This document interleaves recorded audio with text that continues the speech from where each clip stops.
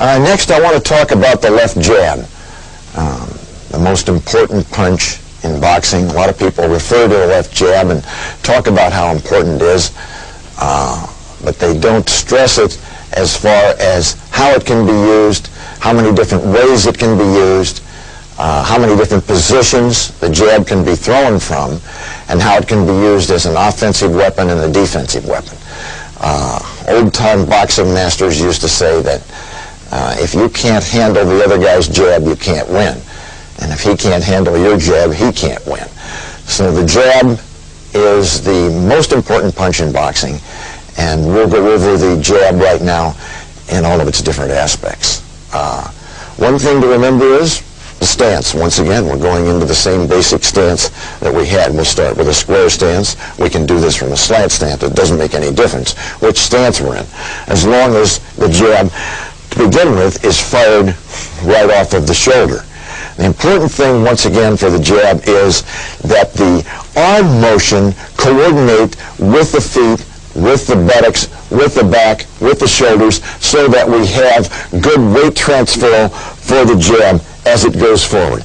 I want to make one point about the jab here. A lot of boxing instructors tell you that the wrist must be pronated on the jab to get effective striking power and to get an effective striking surface. I think that it's fine to pronate this wrist if you want to, as long as you're not getting into a backhand type of movement. That's why I like to teach the jab with the thumb up, the palm in, until all this motion has become straight through. Otherwise, if you start pronating this, I found this with people when they learn, if they start pronating this wrist too soon, they start to get into this kind of a motion. Pretty soon they're into this kind of a motion, which is nothing but a jab from the elbow out and totally ineffective.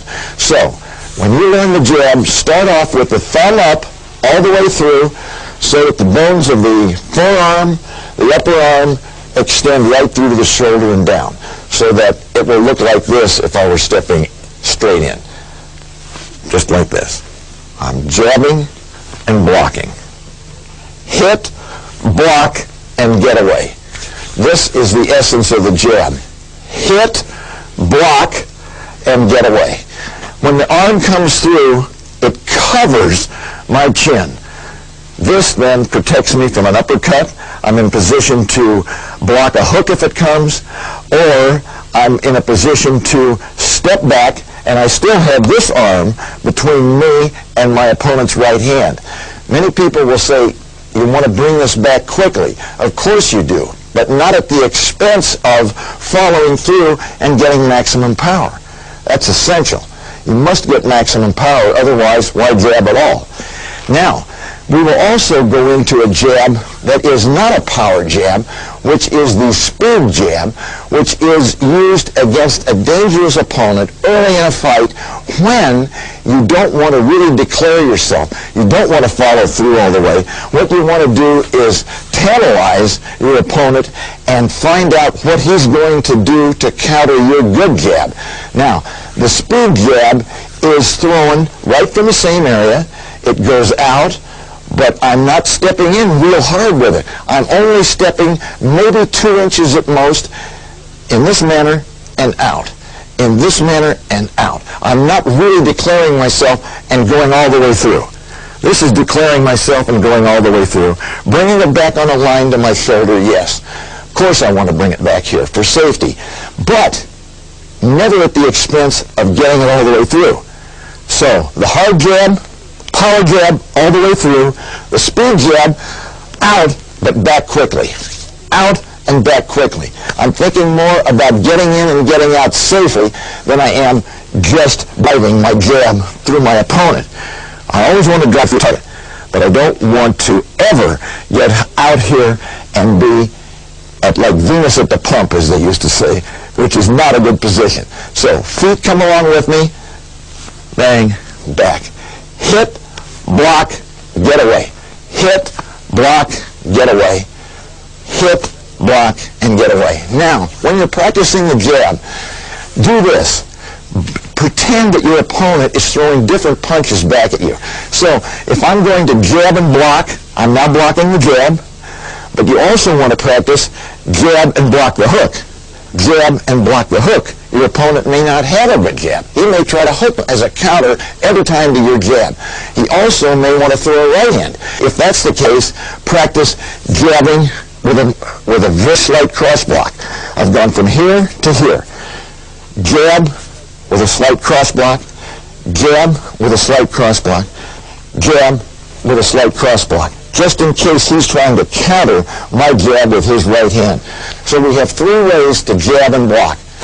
Jab and block the jab, jab and block the hook, jab and block the right hand. Remember those three.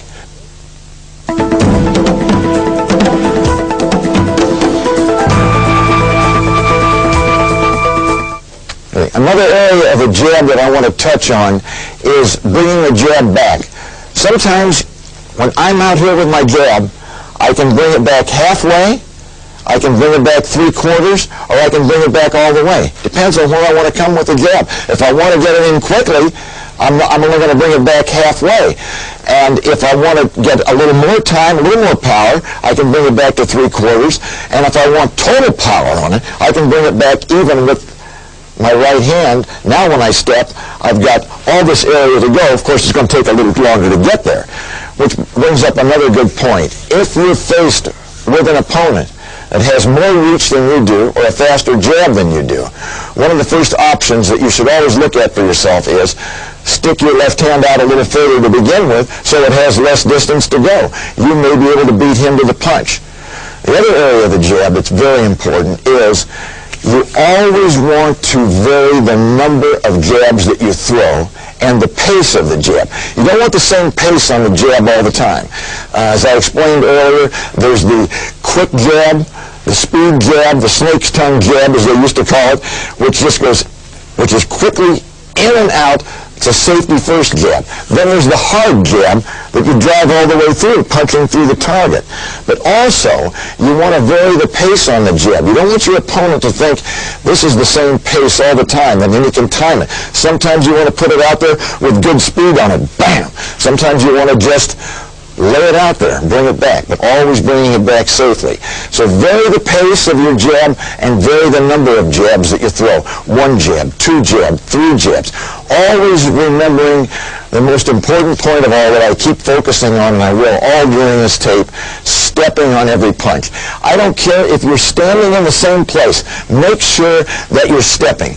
Just picking that left foot up just a 1/4 of an inch off the floor to get that step, to get that weight transfer. Extremely important. If I throw 1 jab, step. If I throw 2 jabs, step, step. If I throw 3 jabs, step, step. If I throw 4 jabs, step, step, step, step. Always stepping, always getting weight transfer, always getting power.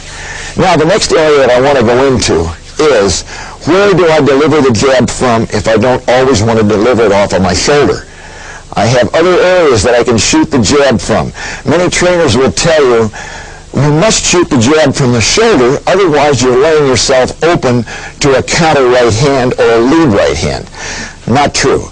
The only thing that's important is not where I throw the jab from, it's where I bring it back to. If I want to drop my jab down in this area, right here, if I want to drop it to here, if I want to pull it back to here, if I want to go slant and get this kind of a jab that a lot of guys use, old-time guys use, Tommy Hearns used this jab, I'll get power, increased power, but what's the key for safety for me? Bring it back high. So I can start my jab from down low. It doesn't make any difference as long as I bring it back high. I can step in with a power jab right off of my hip, right to here, as long as I bring it back high. Now I'm safe from counterpunching. Now you say, well, when you've got your jab down here to begin with, isn't the guy going to hit you with a right hand if you're here or here? Isn't he going to lead with a right hand and hit you? If I can get hit with that, I shouldn't be in the ring. Believe me, I've got this hand to guard, I've got my shoulder, I've got my feet. If I get hit with that, I deserve to get hit with it. So remember that. Shoot your jab from any place you want to. Vary it. Shoot it sometimes from here, sometimes from here, sometimes from here, sometimes from here. That's the key point. Always bring it back to your shoulder.